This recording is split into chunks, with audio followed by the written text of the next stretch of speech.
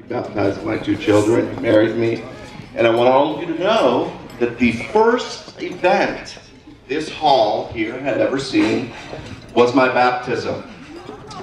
And since we're in a dedicating mood, I think it's only appropriate that at least to be put into consideration that this facility in time be named the Demosthenes Iyakis Hall. Don't decide now, but think about it. St. Catherine's is nice, but any hall without the name Demosthenes isn't quite as special as it could be. Now, and another side matter. My baptism likely was the finest event this hall has ever seen. And it certainly was the finest day my soul has ever seen. Now, over the years, I've picked up a little tarnish, both physically and spiritually. So I made an inquiry of His Eminence whether a second baptism would be possible to kind of refurbish my soul. For any of you who were thinking the same thing, perhaps, if you had picked up a little tarnish. Over the years, one baptism for the remission of sins is strictly construed. It is meant to be taken literally. There's no second baptism. That's fine. We're going to move on. What am I doing here, some of you might ask?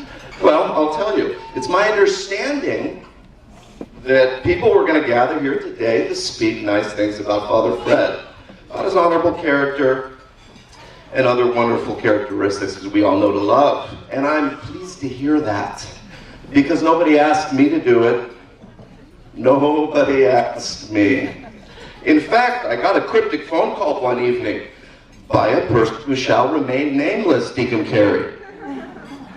And this person, whose identity I will protect, Deacon Carey, asked me, would you be willing to roast Father Fred? I don't know a person who shall remain nameless, Deacon Carey. That doesn't sound like a good idea. His Eminence shall be here. We'll have dignified guests. I think that's a terrible plan. He said, no, I want you to roast him. I want you to set him ablaze with your words. Now, I can't speak to what has gone on between the two of you, but I'm going to do my best to try and roast you, Father. So how do we do it? We're going to have to go back to a time before he was a priest, a time before he knew Presbyteranica. So at this time I will ask Presbyteranica to leave the room, and I will ask my mother to leave the room. The story begins in the high country of Nicaragua. Father Fred and my uncle Spirito developed quite a reputation as some of the most successful smugglers of contraband in the area. In time, they became known as the Tequila Twins. Oh, wait a second. Oh, I'm sorry. That wasn't Father Fred. That was Father Michael. Father Michael Corey, ladies and gentlemen. One of those prolific drug runners Central America's ever seen. But hey, I want to stand up for you right now, Father. I want to stand up for you. Thank you. He doesn't do that anymore. Okay? He used to run guns. He used to arm battles. Now he battles for souls. And that I can respect. Father Michael Corey, ladies and gentlemen. Proof that anyone could be rehabilitated. Now, probably right, President. Yes. So, well, how do you roast Father Fred, and why do it? I will remind the party that shall be remain nameless, Deacon Carey, that there once was a famous deacon named Athanasios Diakos. And he was physically roasted over a spit by the Turks. And so I hope, and may the holy men here pray for our souls, that Deacon Carey and I don't suffer the same sort of roasting, but more of an internal roasting. Do not want my flesh to burn, so please pray for us all. Now, Tough crowd. Yeah, tough crowd. You're funny. Now, so How do you roast Father Fred? I couldn't dig up any dirt on him, to be honest with you. I tried. I don't know whether he hasn't done anything or whether his Midwestern Mafia connection just simply scrubbed his record clean. There was some rumor that at one time he was known as Fast Freddy Fashion. Can't confirm it. It may or may not be true. So the best I can do is tell a few stories about how he influenced our lives, particularly my generation of the altar boys, in his special way. Father was monadicos, as you would say. He had a way with words. He wouldn't use too many of them, but he didn't waste any of them. My first encounter with him that I can recall was at approximately 7 years old. Our table was right about here during a Vasilakis wedding. And I said, look, I was the ring bearer. See, people used to ask me to do honorable things. But I was the ring bearer, and I said, look, Father, there's a tiny chicken on the plate. And he looked at me, and he said, my boy, it was not economical to slaughter a chicken that small. That is a Cornish game hen. And that lets you know that Father was always thinking. He was an intellectual. He studied the details of life. Now, I had a bad habit later, when I became an adolescent, to open up the utility closet in the corner, steal the microphone, take the stage when no one was around, and take on this persona I had invented called Peter J. Pumpernickel, Southern Baptist preacher. And I would grab the microphone, I'd get on stage, and maybe Tony Costas or John Falak, who was in the house, it was empty. And I would begin, and fire shall rain down from the sky, and brimstone. And he shall smite his enemies, and grind their bones into dust. And then he shall feed the dust to the sinners, so they may too be smote from this earth. And the fire. And as I waxed on and on preposterously, I noticed Father was standing in the doorway, half a grin, leaning. And without saying it, I knew he meant, come to me, my son. So I slowly began to walk all the way down to speak with him. And as I approached him, I was expecting some sort of reprimand. Instead, he looked at me with that grin and said, your delivery is getting pretty good. And your Hasty accent isn't half bad. Although, calling the Lord's name in vain is still not recommended. And that's how Father communicated to us. Made no mistake that he had a sense of humor, and he was a good guy, but it was what it was. Now, some of you might know that we were the worst generation of altar boys to ever have come through this church. For certain parties to remain nameless again, protection of identities, George Falak, we did not behave. And I will share one particular tradition that we had amongst our group of altar boys. We would punish each other with candles over the head. At any time, Father wasn't paying attention, and when we were supposed to be doing important things, we would, for lack of a better word, baptize ourselves over each other's skulls with candles. We had 3 kinds of candles. The first was the lightest, although you could move it around the quickest. It was known as the chronyapola. You might be cutting bread, someone comes out of the nowhere, smacks the candle over your head, chronyapola. The second one, slightly thicker, was the it is vexed. It is vexed, over the head. Now the third one also means it is vexed, but in Elinica, so it's got a little bit more pop. Epicranthi. It was thicker, it was larger, it was harder to wield, but it brought the most amount of suffering. And in fact, I still have nightmares about cutting my bread, cutting the andidaro, and slightly off to the right of me hearing the fluttering of altar boy robes in the wind like a flag, only to turn around and see George Falak too, with his robes fluttering behind him, drool coming down the side of his face, candle over the head, screaming, Epicranthi! And if you heard Epicranthi, it was far too late. And after one of the particularly more brutal episodes, sometime around 1988, I was sitting in the altar boy room, rubbing my head. Father had just finishing off wine. That's part of his duties, Father. He's part of his duties, people. Okay. And he came into the room very quietly, it was his way, and saw me rubbing my head. And he said, "You know, Demostheni, if you boys learn to accept as much wisdom through your skulls as you do punishment, you will be far likely better off." And then he once again laughed, and I never forgot that. Now, I did get requests to tell some altar boy stories about us attacking the Mormons across the street and things. I'm not going to do anything like that. There's ongoing investigations. We're not incriminating anyone. We're just going to move on. Now, I don't want to take up a lot of time, but I do want to say that those kinds of words, those kinds of golden nuggets from Father Fred were really his hallmark and his style. And I think that is how he earned his nickname. You don't know his nickname? Slow motion Fotion. Now, it's not because he's slow, although some Thursday evenings that lasted on Holy Week more than 14 hours would seem to dictate otherwise.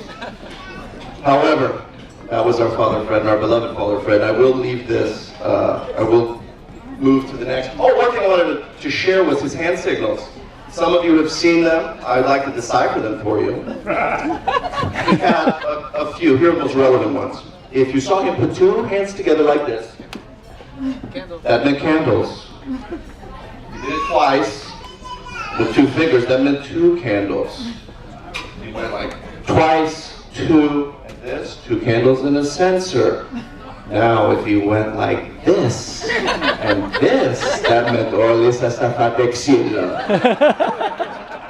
Translated, all of you will eat wood. It's not a good translation, but the message makes its way across. So, I'm going to go ahead and bow to my next speaker, but I will bring up one thing. We were such an irreverent group, and it is a testament to the unifying force of Father Fred that 20 years after we had served, admittedly poorly, Father Fred told Andrew Caperonis, I believe, that he wanted to have a meeting with his ex-altar boys. And we meet up at Lamppost Pizza. And to my amazement, everybody was there. You couldn't gather those clowns for anything. But they heard that Father Fred wanted us to be there. Came to the door, and everyone was there. And that's because of you, Father Fred, and we love you, and God bless you. And I hope that the committee will still consider naming this facility the most famous city office. Yay! Don't choose now. Bravo! Bravo! It is yours. I will remind Petros that at one time his last name was Papadakis. How he became Papadakis. I will let him explain. I didn't see that coming, but I know you're thinking it. I haven't been to church nearly enough over the years. A couple of comments. First, to Pedro, thank you.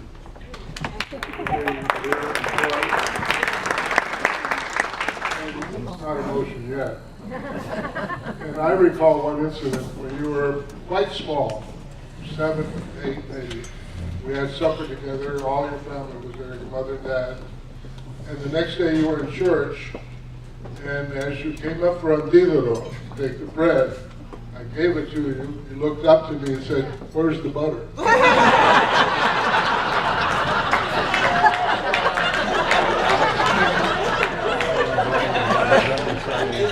One of the few times I was speechless. I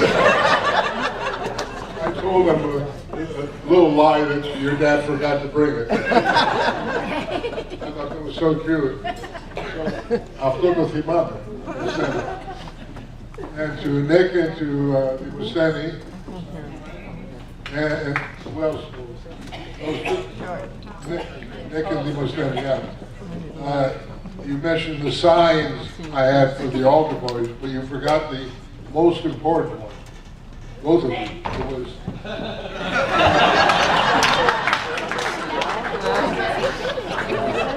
Do I have to explain that?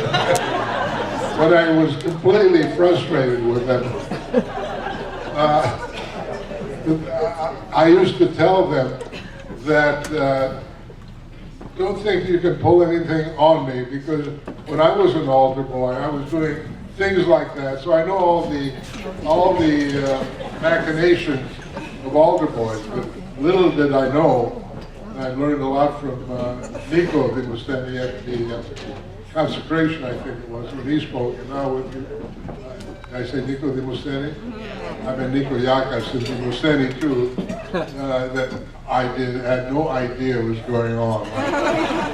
Taking M&M candies, Holy Friday night with the Daffio, throwing them over the altar. The people who were coming for the flowers. So someone who's gifted should write a little book on me. I assure you, it'll be a bestseller. More serious now. During the Divine Liturgy and at the dedication ceremony, I reflected on the 23rd Psalm, which seemed somewhat appropriate. The one that starts, "The Lord is my shepherd." In the 5th verse, the psalmist proclaims the boundless love of God for man. And it says there that thou preparest a table for me in the presence of my enemies. Thou anointest me with oil, my cup overflows. Runneth over. My cup runneth over.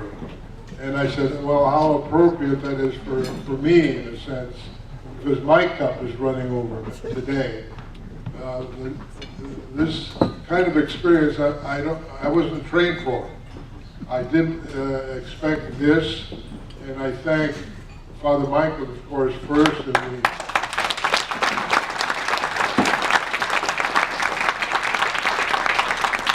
I would hope if our roles were reversed, I would have done the same thing for him.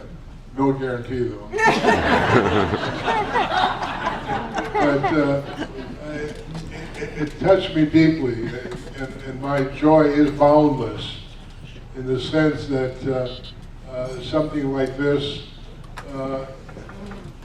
not every priest gets this kind of honor, and it's hard for us to deal with it. In fact, at one point I thought they were talking about another Father Fred, but I know I'm the only Father Fred in the whole Archdiocese, so that would be me. But, and saying thank you is not enough, I realize that, and no words can express my gratitude toward Father Michael, the Capital Campaign Committee, to those who donated to the fellowship hall, Fotion, Father Fotion. Even I have trouble with it. Trying to get a multi-purpose room, now I have to forget that. Who contributed to the Fotion Fellowship Hall Fund, and to all of you for your presence here today, and to your prayers also. It is an extreme honor to have the church recognize a pastor for past service, be it a present or past pastor. And it's refreshing. I know of several other instances of classmates of mine who have been so honored. One who unfortunately had passed away when he was still young, about 40 years old, Evanston, Illinois, St. Peter and Paul Church. And the parish did everything they could for him. They named a hall after him. They let his family stay in the home until the oldest child was college age.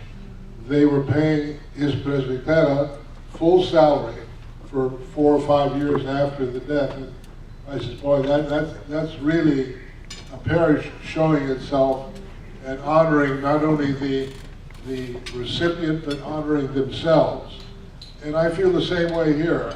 I am honored that you have taken the time and the thought to do this for me. But again, the honor is reciprocated to you, because you have had the forethought to consider not only those who are here present, but those who were here in the past.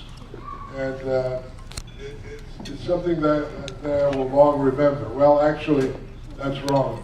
That I will never forget. I'll never forget.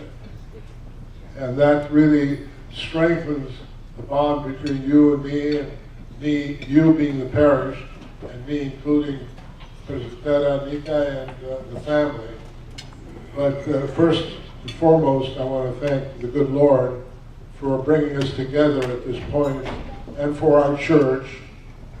Our church has been, it seems to me, from the very conception of the church in the 50s, I believe late 50s, that it has been growing, it's been maturing, and it seems to be that we're growing larger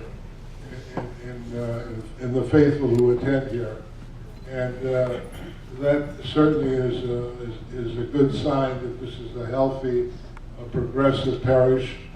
Credit to Father Michael. I remember when Bishop Anthony of blessed memory was here for consecration, how many years ago?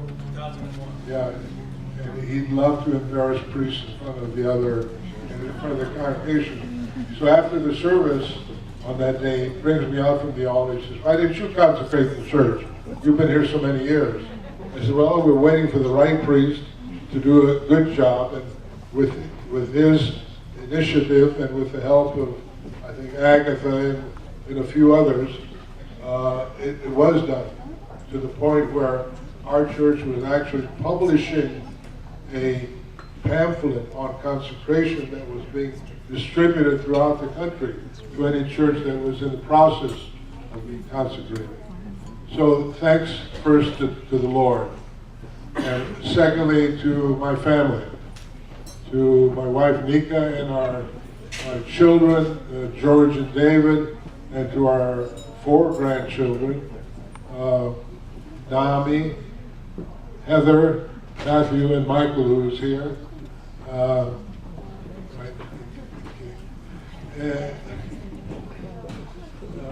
lost my train of thought there for a minute. And to all of you who supported the project here at the churches, and especially those who have contributed to the Fotion Family Fellowship Fund. Fotion Family, through 4 F's. And if I've left any, parish council too, of course, if I've left anybody out, please forgive me. But I want to especially, I almost forgot His Eminence.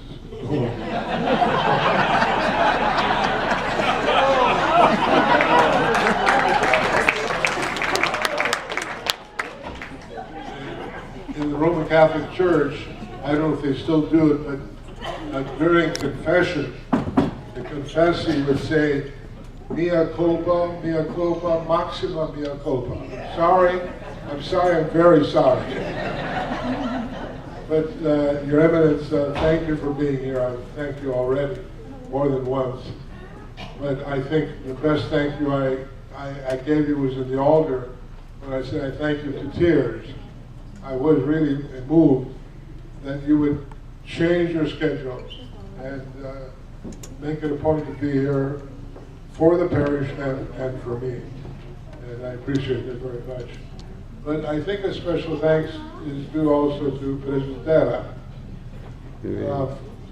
His Eminence touched on the subject. And most of us realize her position is somewhat vulnerable in the sense that she is the companion of the priest, she is the advisor, the comforter, and unfortunately the judge also. There are times going home from church, all I get is negative comments. service was too long? Why did you pause 3 seconds? Did you lose your place? You could have sung a little stronger. And the sermon was, fancy.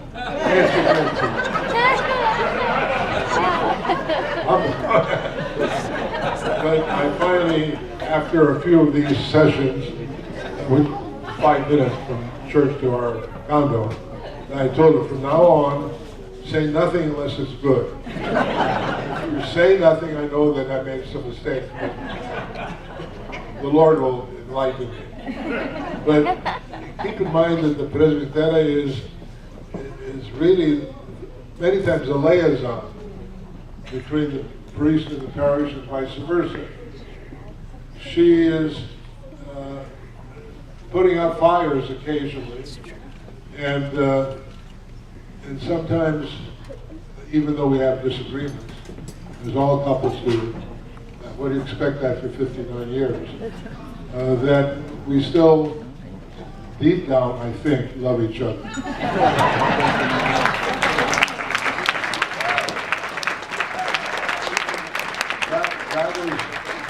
That was a Freudian slip. She's giving me the sign already. No, seriously, that's it, I saw it. You see the headlines tomorrow? Priest's wife, blank, husband. Which brings to mind, I'll finish with this.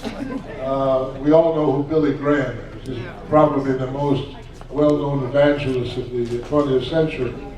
And he's preached to millions of people all over the world. And on one of his crusades, he was talking about marriage. And he says, I consider myself happy, with my wife, happily married. But there was a time, he said, when we got into a very serious argument. And we were, reason and wisdom had left, and only anger and rancor and what's the word for trying to get even? Retribution took over. And we were shouting at each other, and then I finally, in frustration, said to my wife, "Have you ever considered divorce?" And she looked at me, this is what he's saying. Not that this has happened in our family, God forbid. She looked at me and said, "No, I've not considered divorce, but I have considered murder."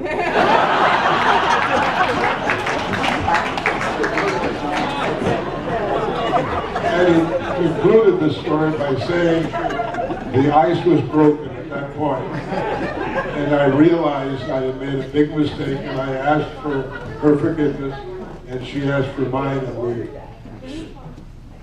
the peace and goodwill remained in the family. So don't worry if you have arguments with your husband or wife, it's normal. It's the fact that we should argue about issues, not about personalities.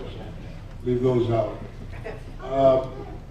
If I could in any way tell you how I feel, it would take the rest of the afternoon, and I want to see at least one football game.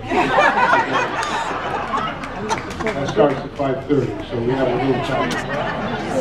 First, Mika gave me this sign, now she's telling me this. Cut it short. Okay, I'm finished. Thank you. Bless you all. We love you. We love you.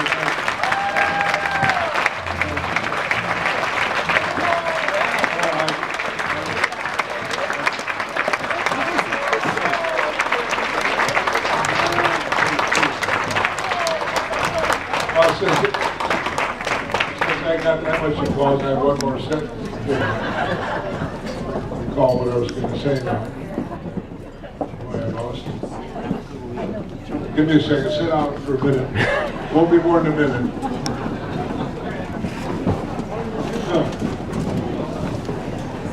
Yes. I wanted to tell you that. Yes. Okay. Now I got my thoughts together again. Some of you will remember a gentleman of the 30s, I believe, and 40s. Will Rogers. He was probably the first stand-up comedian. And he used to say to his people, I never met a man I didn't like. And I would like to say that I never met a parishioner I didn't like. Well, that's not exactly right, but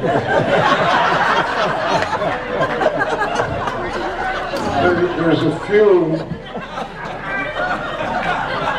Now you have to consider this is not now, it's 59 years also. There's a few that I didn't seem to be on the same page with, but that stuff has been reconciled a long time ago. I do love you all. I pray for you. I wish you all a good year with good health and happiness. Thank you.